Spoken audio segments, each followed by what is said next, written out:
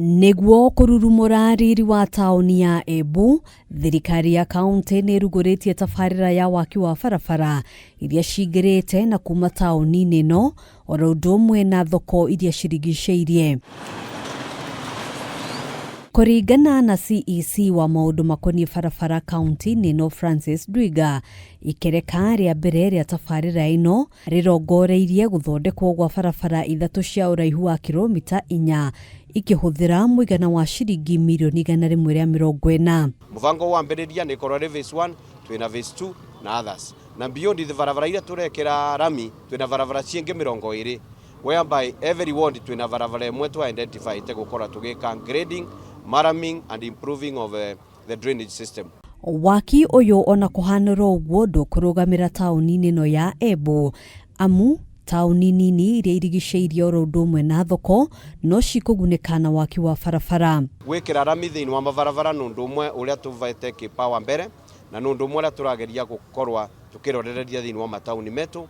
Twauma thiini wa Embu ni tukuthie kundu gwitagwa Rwika, tugucoka tuthie Ciakago, ni tukuthie Runyenje na tuthie Mucagori. Waki wa barabara thiini wa kaunti ino no gatagati ka maundu ngurani maria thirikari ya kaunti yereire aikari. MCA wa wadi ya Kiremare Ibrahim Swaleh akiuga ikinya riri nirikuingata hunyu na kuhe tauni ya Embu uthio mweru. Kwamba barabara za town tukiendelea kuweka maram tunaendelea ku waste public resources kwa sababu maram haikai sana kwa sababu the traffic is very high. So tunaendelea ku encourage county government, mimi nikiwa mmoja wao, kwamba tuendelee kuweka lami badala ya kuweka maram katika barabara za town.